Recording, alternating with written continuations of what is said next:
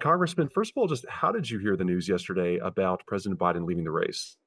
Well, only with the news alert within just a few minutes of this happening. It was an exciting day, and I'm very hopeful and enthusiastic about now having a fighting chance against Donald Trump. Well, it kind of goes into my next question, but what was your reaction as soon as you saw that news?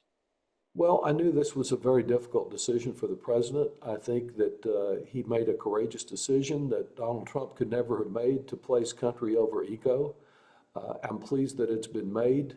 There's no assurance that we have a victory now, but in order to save the country from what I think would be a move to authoritarianism, we now have a fighting chance, and I'm encouraged by that. And Congressman, you were, to my knowledge, the first congressional Democrat to publicly call for President Biden to leave the race. After that, within the, I think, 3 weeks that followed, we saw, last count I saw was 35. What impact do you think you had by speaking out first? Well, yes, it's been almost 3 weeks since I made that announcement, a respectful call to the president to step aside. I think it opened the door for some people that were a little more concerned about going out there and asking that this be done. I did it fully aware that it was a little risky, but convinced that without a change, we would be destined to a Trump gang taking over our government and maybe never giving it back. The risk's so great that it called for doing more than the normal. And Congressman, in those 3 weeks, what were some of your conversations like with your colleagues behind the scenes? Well, they were mixed. There were some colleagues that were very insistent that we would have President Biden as our nominee, and there was no other choice and nothing that could be done about it. But there were many others who said, you're expressing what we feel, but because we're in a close contest or we're expecting federal action in our district, we don't want to jeopardize that we feel we can't speak out. I wish that we had more people speak out earlier. I think that might have produced this decision at an earlier time, but at least it's finally been made, and we have time now to work diligently to present to the country an alternative. And I think that alternative will be in great contrast to what we've just seen at the Republican convention. And before we talk about that alternative, just one more question, kind of looking back. Did you have Sure. any conversations with President Biden or his team about stepping down potentially? No, unfortunately, I called the day before I made my announcement and indicated that I would like to speak with the president to ask him to step aside for the good of the country. And I never got a call back. And it's surprising that over this whole period, there was never any contact. And that's an unfortunate aspect of the way the administration has handled its congressional relations generally. But I did expect to hear something back. So looking forward now, President Biden has thrown his support behind VP Harris as the next nominee. A number of Democrats have as well. Are you endorsing her?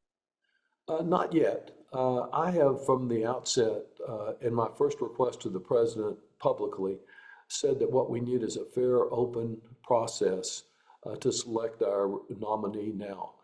I believe that nominee will be Kamala Harris. I will be enthusiastic in supporting her, but I continue to advance that process. It's been very impressive that in less than 24 hours, she seems to have brought on board every potential opponent. And if that's the case, that process can be one of basically celebrating her nomination. It's been important to me that it not appear that this was just a handoff or a selection made by a few people in Washington, that there was genuine participation by people across the country. I think that is happening as one delegation after another announces its support for her. And so that process, not exactly the one I envisioned, but is one that will be more open. Do we need to do that again, given the noise that, Yeah, I was wondering if that was on your end or mine. yeah, Yeah, it's if we could go calling ahead you and folks, but go, you want me to just restate or you want to restate your question? you're welcome just to restate. Sure. Uh, I have from the outset supported a fair, open process to select our nominee. I have no doubt now that that will be Kamala Harris, and I'll be enthusiastic for her, but I want to continue to support that concept. It has been very impressive that Within less than 24 hours, she appears to have won over all of the potential opponents she might have, and to have gained the support of one state delegation of delegates after another.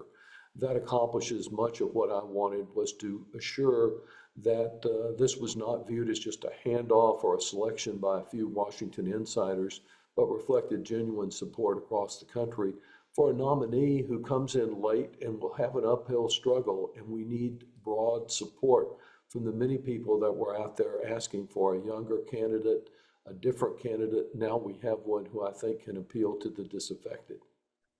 Congressman, any other candidates that you would like to see throw their hat in the ring? I think all the focus now will probably be on the vice president. And unless someone emerges in the next few hours, this looks to be Kamala Harris's nomination. And so then she'll get about the business of selecting a vice presidential nominee. I don't have a candidate for that, except I want the strongest person that can help us in these battleground states. We have really close contest where she is running ahead of where President Biden would have been as vice president, but still behind former President Trump. So we need someone who can add additional support in what will be a very close contest. A couple more for you, Congressman. You mentioned earlier that an uphill battle, just given how close we are to the election and the unprecedented nature of this. Any chance that this open primary process could backfire on Democrats potentially? You mean the selection, the fact that President Biden is no longer our nominee? Uh, Correct. And just having to choose a new nominee so close to November.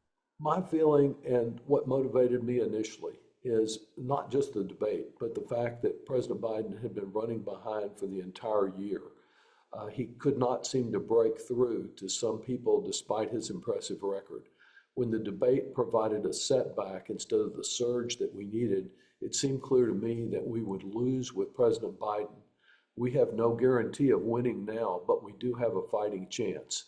And so I think this process, while different and unique, allows additional focus of attention on the Democratic Party, what we represent, the division over abortion, the division over the Affordable Care Act, the division over the need to combat climate crisis, and most importantly, the division over whether we will continue to have a democracy with checks and balances as we have known it to protect our freedoms, or whether we will move to more of the authoritarian kind of system that former President Trump seems to prefer.